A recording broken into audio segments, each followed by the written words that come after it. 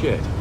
As I said, welcome home. What is up, guys? Welcome back to Chunky's Reviews. I'm finally back for another review for yet another game. I know it's that time of the year where everything just comes out at once. It's so busy. So with that said, guys, I'm reviewing Gears of War 4, the latest addition in the Gears of War franchise by the new studio pretty much made to make Gears of War games, the Coalition. Now, before I go any further, let me say that I have played all the other Gears games. I own Gears 1, 2, 3, and Judgment. I've played them all. They're actually great games, good stories nonetheless, good cover mechanics, good shooting mechanics, generally great games. With that said, Gears of War 4, let's get into it.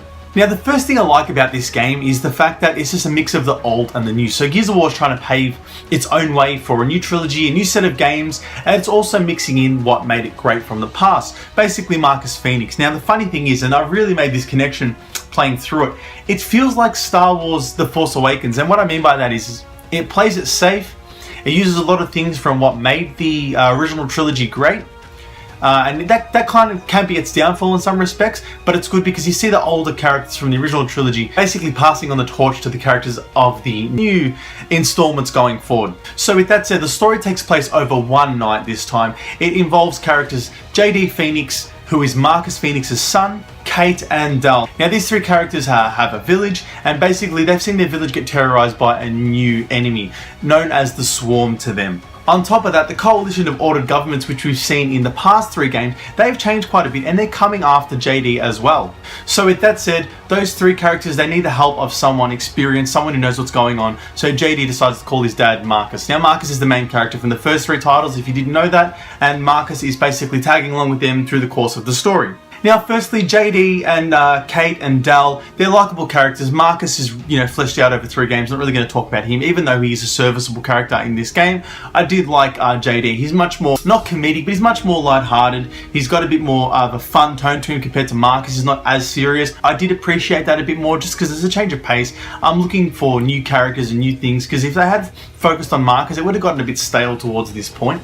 Now, the story itself is definitely serviceable, it's functional, it does its job. I like the fact that it takes place over one night only, because it means that the pace is constantly moving forward, it's constantly pushing you, and it's constantly throwing you into dangerous situations. It's not necessarily you don't get to take a break, but it's just moving forward nonetheless. You don't get much of this downtime. But like most of the other stories that came before it, it's a bit repetitive. I can see where it's going is a tad predictable, and it's not necessarily fleshed out compared to the other stories that some other third-person shooters have to offer, especially like those of Uncharted, especially like those of even Tomb Raider. I know they're similar games to themselves, but they just do stories better nonetheless. And within the story, it doesn't help that certain sections of the story are just geared towards combat. You're walking into a situation where you see tons of cover and the story takes place. Yep, we've got to fight this group of enemies and move on. It does that throughout the course of the story, and it really drags it down because it's such a trope from the old series. It doesn't really do anything new, and that's the problem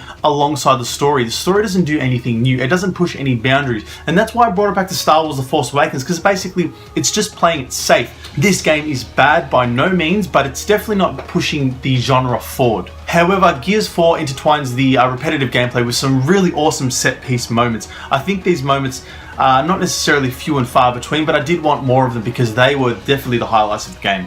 Amongst all the repetitive enemies and stuff, the game does throw in some mini-bosses to keep you on your toes and keep you changing up your tactics. I like that Horde mode was introduced into the story, in which JD and the characters have to hunker down and protect a certain section of a level. It was really good because it's just mixing up the gameplay even more and pushing the genre forward just a tad further. And with that said, that brings a bit of Horde mode. Horde mode altogether is great. It's a wave-style defense portion. If you've never played it before, you're defending a certain map against a wave of enemies. See how long you can last. Pretty much like Call of Duty Zombies, except that has a bit more customization, customizing weapons, grabbing different things to help you fortify your map, help you last as long as you can. It's quite interesting and it works quite well. Character class is also introduced, allowing you to use up to 5 classes: sniper class, assault class, heavy class, engineering class, stuff like that. And it's really good because it keeps you changing things up, and it's great cooperative because each person has to take on a different role and you are encouraged to work together.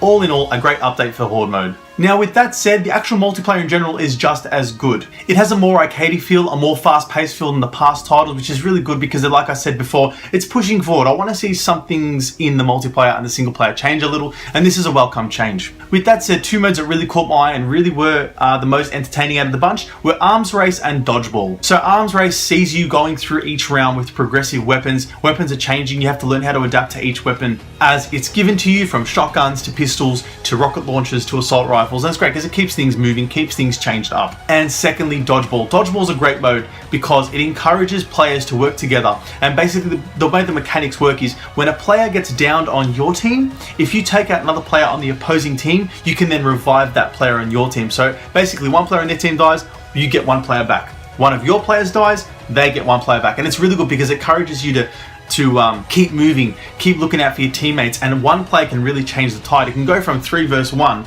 to 1 versus 3, and it can just keep changing, and it's really good because it's really frenetic and it keeps you on your toes. Overall, multiplayer is just as functional, it's just as good, and it's just as fun. All in all, throughout the single player, throughout Horde mode, throughout the multiplayer, I had fun with this game. I didn't really have major problems with it. However, the gameplay is a bit repetitive, the story is a tad predictable, and I feel like this game's on the edge of being a truly fantastic game. But with that said, guys, this is definitely a solid play.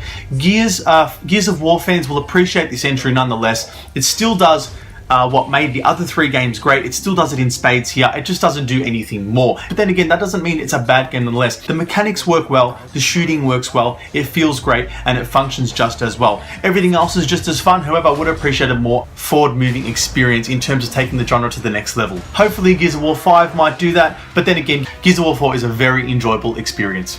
That's it from me, guys. Hope you enjoyed the video. If you liked it, give the video a like, comment down below, tell me what you thought of Gears of War 4 if you've played it. Otherwise, guys, if you're new to the channel, please subscribe, help me out a lot. Thank you for all the support so far. If you're new to the channel, I do movie reviews, TV shows, and game reviews, guys, both old and new. This has been Chunky. Thank you for tuning in, guys. I'll see you soon on Chunky's Reviews.